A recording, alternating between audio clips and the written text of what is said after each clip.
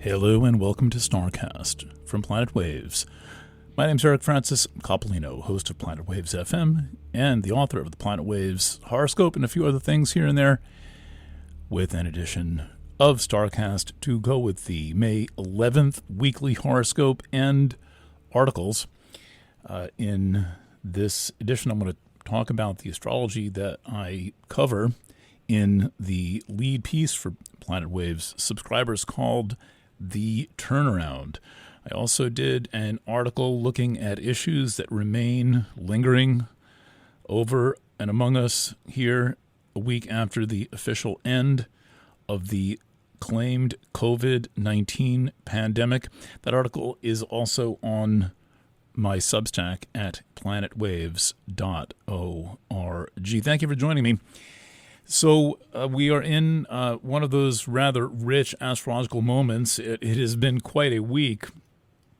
It was quite a week because, among other things, Mercury is at the very end of its retrograde, and because Jupiter is now void of course and about to enter Taurus. That happens in a few days. We'll get to that. And mostly, though, I think that there were so many people going completely over the top earlier this week because Tuesday into Wednesday, the sun aligned with Uranus, and people were acting in a very Uranian way. And by that, I mean unpredictable, uncooperative, and falsely asserting their independence, which didn't do anything for their independence. I was witness to, as I mentioned in the last edition, which is, we'll add that to the Planet Waves pages. It went out primarily by Substack. But in the last edition, covering the Sun-Uranus conjunction, that was on Tuesday night, I believe, the Midnight Astrology broadcast, there was this incredibly rebellious energy, as if there was some like live wire, and everybody was swimming around in a saltwater pool, and people were acting in ways that were feigning being shocked and trying to act shocking and do all of this stuff. That was the alignment of the Sun and Uranus. I never would have said, "Oh yeah, watch everyone go whack-a-doodle." I try not to be predictive, certainly not of difficult developments, but rather to observe and size them up. But that is what happened, and my sense is that often what happens during Mercury retrograde stays in Mercury retrograde, and once Mercury stations direct and Jupiter has changed signs, and the climate we're in is completely different. I mean, we're moving into yet another one of those moments where we are in a completely different climate. One of the most important moments of transition this year was March of 2023, where we had Pluto change signs and Saturn change signs, and Mars finally left Gemini, where it had been for about 7 months. And so that was the really big turning point of 2023, and really for this next mini epoch that we are going into. Let's say let's count that as the entire duration of Saturn and Pisces, about 3 years. So meanwhile, we're in another one of those moments, perhaps not so dramatic, with the UFOs, alleged UFOs getting shot down, and the Chinese balloon attacks, completely ridiculous, Chinese balloon attacks and train wrecks and dioxin and dump and burn operations. However, what I'm getting at here is that the astrology is a little bit mellower. Jupiter going into an Earth sign will cool and calm things down a little bit and provide some stability. But let's go in order, because I've got a lot to say about Jupiter going into Taurus and Jupiter square Pluto. And I'll read you some fun quotations from one of my favorite astrology writers of yore, Madame Isabel Hickey. So Mercury stations direct overnight the 14th to the 15th. It has been retrograde. When is that? Go back 22 days. It was retrograde for 22 days. Mercury's position is all the way back in early Taurus, right around 5 degrees. And stationing, it's in a nice harmonious relationship with Saturn, a sextile that is kind of to me it feels like containment. It feels like a kind of a firm guiding hand for Mercury. Mercury and Saturn are great friends. Saturn in Pisces is well, it's at least offering the potential of some emotional grounding and stability and some boundaries, and we get to test that out as Mercury stations direct in a 60-degree, kind of a perfect blend sextile aspect. So that's that, and also there is Mars is finishing its square to Eris. That was another potentially disruptive event, right with Mercury at its point of maximum or approaching its point of maximum tension as it gets ready to station direct. Now, here's the thing about Mercury stationing direct, and this is going to happen in a process over the next basically 3 to 4 days. And what I have noticed, because I do a lot of news astrology, and I've always got 1 or 2 investigations running, so I get to track the investigations against the astrology and see what the movements of the planets indicate. And one of the things I've noticed a few choice times, is that at the time Mercury stations direct, there can be this little burst of truth and of information coming out. And I've decided, after many years of contemplating Mercury retrograde all the way back since the 1980s, when I knew an astrologer, I wasn't one, but I knew one, and I had some opportunity to evaluate the things that she said, is that the reason you don't want to sign things and don't want to make firm important commitments at the time of Mercury retrograde is that there's missing information. And that information will come out in part during the course of the retrograde, and it'll really come out at the time Mercury stations direct, and you figure out what's going on and what was concealed and who people are and what they're all about. And there's been quite a bit of that coming out in terms of people revealing themselves, and I would say look for more of that. Now, Mercury is in aspect to Saturn and Nessus at the time of this station direct. Both of those things indicate the ability to make decisions, and they demonstrate the potential for true accountability and work within a time structure. The whole project of astrology is about using time well.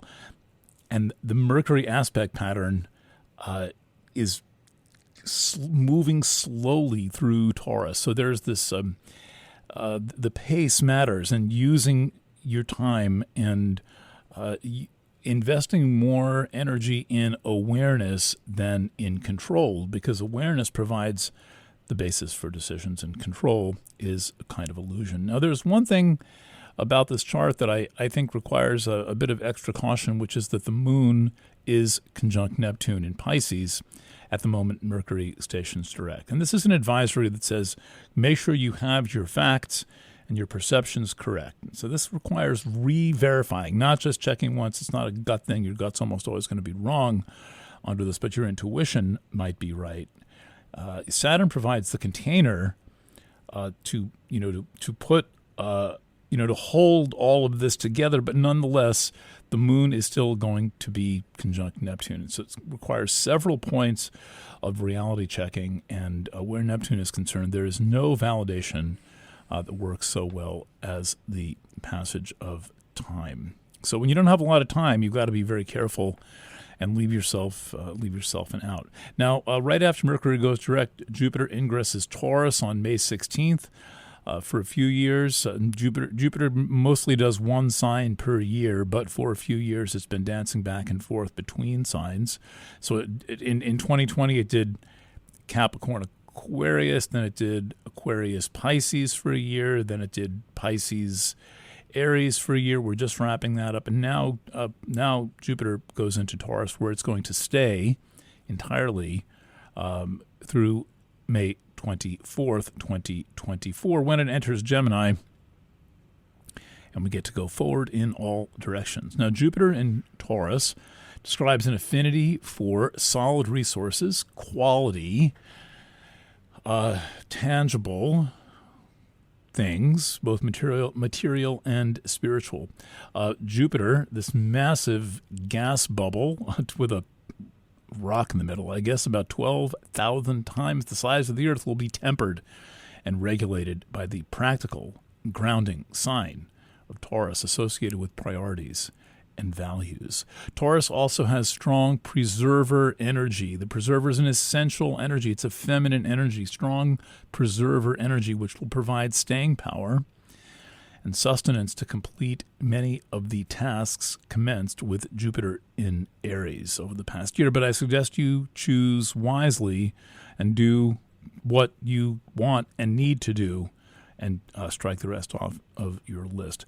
Jupiter in Taurus begins its run in Taurus with a square, a 90-degree, high integrity, generally strong, sparky aspect to Pluto in the first degree of Aquarius. So this has a kind of a culty feeling, kind of like much of the internet has right now, kind of how the world is organizing itself into mini religious cults. And I'm a bit concerned about this because there's a lot of huckstering going on. There's a lot of people hustling their viewpoint. The camel metaphor that I mentioned in the article was an actual event where I was in Egypt with my friend Kimberly, and when you're at the Great Pyramid and the Sphinx up by the Giza Plateau, everybody wants you to ride their camel. They want to take you on a camel ride for so many, Egyptian dollars, whatever they are. And so we got on this one camel, and the guy leads us all the way across the desert, all the way across the plateau, not quite all the way across the desert, across the plateau to a perfume store.